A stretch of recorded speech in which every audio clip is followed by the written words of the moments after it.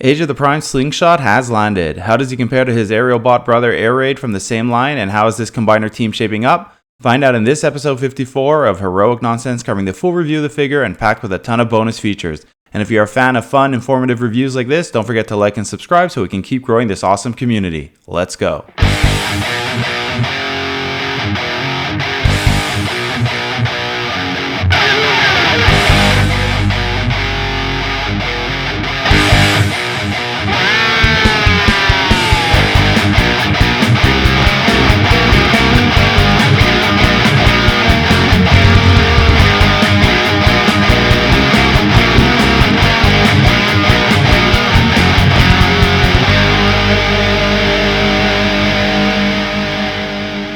I love combiners, so it's great that we're right now getting not one, not two, but three simultaneous combiner teams, with this spotlight showcasing the newest release from the Age of the Primes Aerialbot team, Slingshot. A perfect follow-up to our recent showcase of Air Raid, this is only the second Aerialbot release so far in the line, and an essential piece on the path to forming Superion. Now that I've had a bit of time to play around with the two Aerialbot releases, I gotta say I'm loving this team, especially the bot modes, so let's dive right in and see what this specific guy is all about. So here he is, the bot with one of the coolest Aerialbot names of the lot, and a mighty fine addition to the roster of fighter jet types we're getting with this combiner team. While I do love the chaotic look of the Constructicons, there's something to be said about a combiner team that matches up in style and color like the Aerialbots do. And so far, both Slingshot and Air Raid hit the mark in bot mode. I think part of the appeal of these guys is that they are a military unit and as a team are much more than simply the sum of their parts. Individually, they're cool figures, but together they look awesome. And I can only imagine what all five will look like when we finally have them all in hand. Overall, I've grown to really like this figure, specifically the bot mode. As a bot design and character, he was probably one of my least favorite of the group. Ultimately though, I think they did a nice job on his bot mode with the design and interplay of red, white, and black. On my desk, next to Air Raid, looking at them both, they look like they stepped out of the cartoon. Although his head design is unique, I never thought it was that great. I've gotten used to it now, and the fact that it looks so different from typical Transformers heads with its rounded shape, visor, and more subdued monotone colors actually makes it stand out and kinda works. It really does look like his cartoon head. I love the shiny black on all these figures so far as well. I've heard some complaints about the legs and the huge gap. To be honest, this one doesn't bother me so much because the leg joint actually gives it a very mechanical, robotic feel to the leg and breaks up that empty space. What does bug me are the little hands. They're so thin looking with that huge port for the laser that it makes the whole arm look a bit weak, especially without the lasers in hand. As for any plane, there's always going to be the issue of the nose cone and wings, but both look fine hanging off the back and sides here respectively. The wings also hide from this angle the huge back stabilizer that makes up part of the foot, so overall I think it looks good. From this angle though, you can see how far back the foot goes. You'd think it'd help with balancing the bot on one foot for display purposes, but it actually doesn't do much. Having those wings sticking out over them really does help hide this unsightly feature. Like Air Raid, you get two identical lasers that are used as weapons on the wings of the jet mode.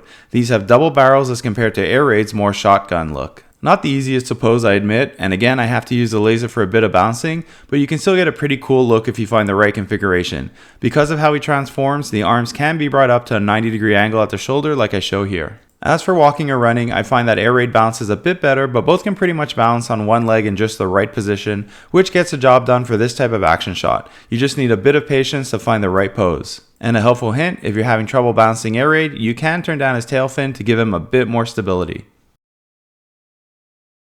I have to say that on its own, the jet mode looks pretty sleek and cohesive. I don't know if it's the design or the actual shape of a Harrier jet, but it all comes together nicely from pretty much all angles. A few minor nitpicks here and there, like a bit of the gap right near the wing, and the feet sticking out underneath, but overall a really nice looking jet. Harrier jets aren't my favorite type of plane. I prefer the sleek F-15 type look or even the F-16. So again, not my favorite character of the lot. I do think though that you can immediately tell that this is a Harrier, even at such a small and less detailed scale than let's say some of the larger Seekers. I think they did a great job on the nose cone portion, including the cockpit, which I believe on most Harriers has only one seat, which ups the scaling a bit on this as compared to the bigger F-15. You can see that gap I was speaking to in the body, otherwise I think the side paneling looks really accurate as compared to an actual Harrier. The real Harrier might be a bit sleeker, but as far as everything coming together on Slingshot and jet mode, he does look pretty smooth and very jet looking. The red and blue accents on the wings was never really my favorite combo, but I really dig the size of the Autobot symbols and the black stripe down the middle. Out of all jet replicas to date, I think Slingshot actually has the cleanest and most realistic back and tail wing portion. I mean, it really does look sleek from this angle. Overall, Slingshot's jet mode looks like a Harrier that transforms into a robot and forms part of a combiner should, for a deluxe class. Actually, it does it better than most.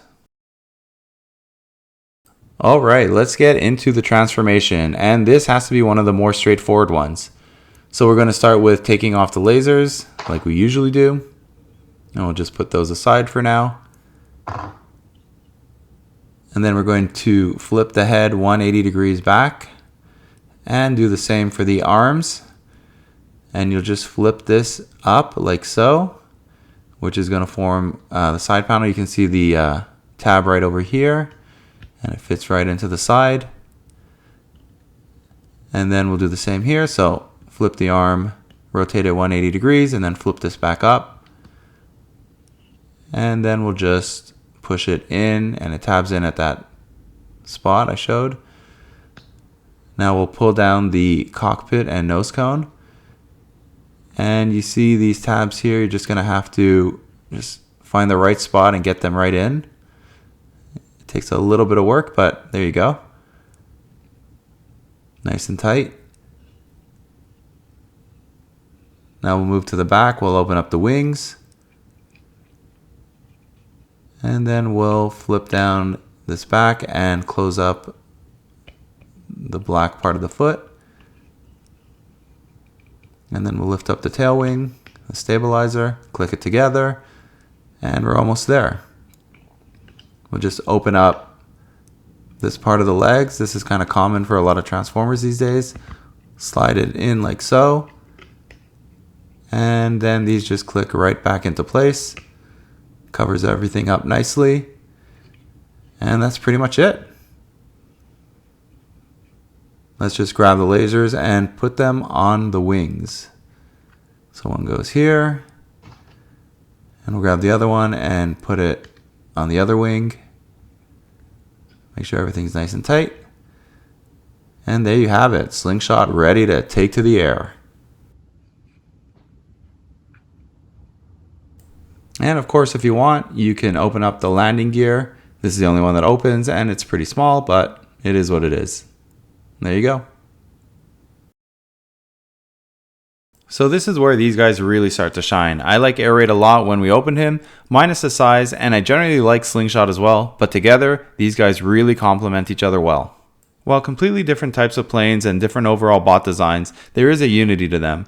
I don't know how all four deluxe classes plus Silverbolt will look together, but if they look anything like these two do, I think the Aerialbots might just look the best out of all the combiners as a team to date. I didn't showcase the Stunticons this time around in order to change things up a bit, but I did include the two recent Constructicons Studio Series 86 releases, Scrapper and Bonecrusher, to give you an idea of how these guys all scale together, and they look pretty darn good next to each other.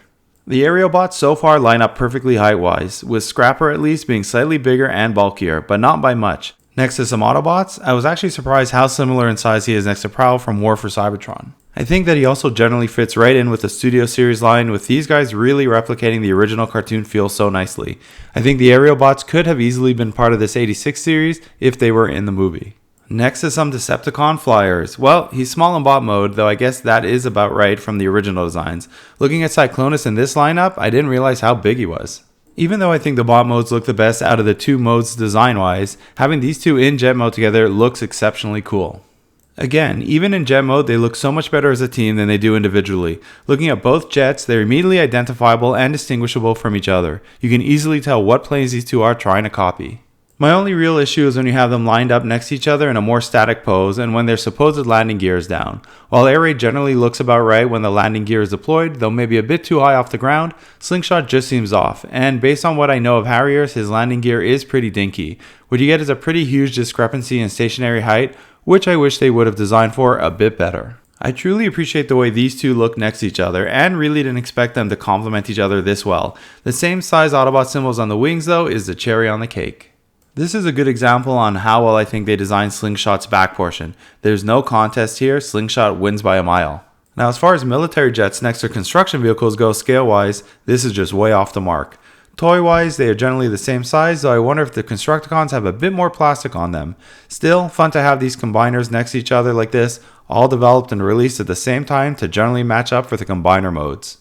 If we could just have these guys match up a bit better, these Age of the Primes Aerialbots would have knocked it out of the park for me. Imagine Air Raid and the Decepticon Seekers being about the same size and then having all the other Aerialbots also scale up. That would have been incredible. I won't lie, it does bug me a bit. I get it, they need to be a certain size for the combiners to match up, but I suspect all of them could have been scaled up a bit more, even Motormaster with a larger trailer. One last fun little comparison. I don't know what this guy is from, definitely a knockoff of some sort, but I had this guy from back in the 80s and he is a Harrier, so I thought I'd throw him in for your enjoyment. If anyone has an idea where he's from, please let me know in the comments. Definitely a neat bit of history.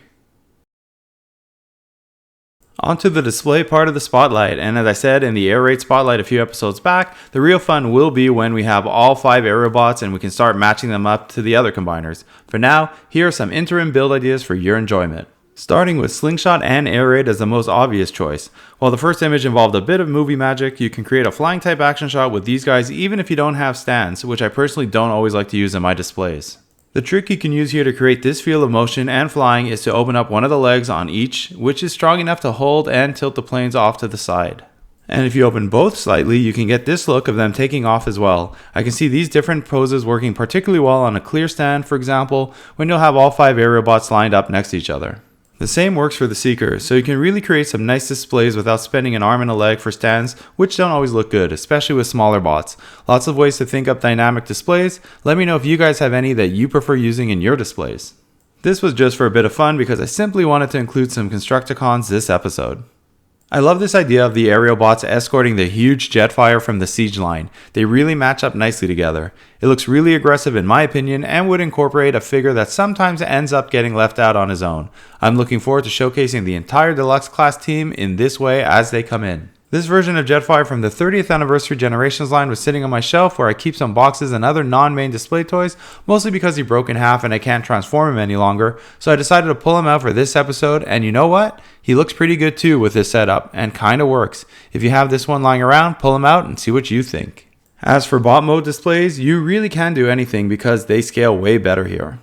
I like having them displayed right now with Studio Series 86 Optimus Prime because 1, that line is a gold standard for me now, and 2, this is how we remember them from the G1 episode The Key to Vector Sigma Part 2 when they were created. I feel that they actually had a lot of interaction with Optimus in the cartoon, and they do look so good displayed together. This one is kind of a fun one as well, using the recent Sandstorm as another flyer to throw into the mix, particularly because I believe there was a G1 episode where they all appeared for an adventure together. As the Aerialbots were still around after the events of the 1986 movie, I decided to throw this one together, and again because I remember them appearing in a bunch of post-86 movie cartoons. I like the idea of the individual combiner component bots fighting each other, and might have to have some displays with all the various teams together, which I think could look great. Like I did for Air Raid, I'm adding the Guess That Scene game to this section of the spotlight since they can double for some display ideas, and we're still a bit light on figures for this section until the rest of the team is released. It's not easy finding shows or comics where only one of the Aerialbots is featured in a scene, but there are surprisingly some. So I pulled these from the cartoon and comic where I could. If you're feeling ambitious, let me know in the comment section if you are able to find any of these, and at a minimum, you'll get to rewatch some awesome G1 shows. As we've now seen a few of these Age of the Primes boxes on this channel, what do you guys think of the new design? I actually really like the art they're using, especially on these combiner boxes where we get both modes front and center. I also love the combiner images, which is a bonus piece of art we get found on the side of the boxes. Superion looks fantastic here. Nice simple back of pack box art. I feel simpler than usual actually, but those symbols of the primes that is now mainstay is always a nice touch, as is the way they present the combiner info. And I don't believe I've seen this image of these 3 primes all together yet. I'm guessing they will all come together to make a nice display perhaps. Mental note, I'll have to look into that. So that's it for this episode of Heroic Nonsense. I still have a bunch of new Transformers and G.I. Joe figures to open and review, so come on back as we've got lots of cool new reviews on the horizon to keep things moving this 2025. Thanks for watching, and remember, it's all such heroic nonsense in the end. Bravo!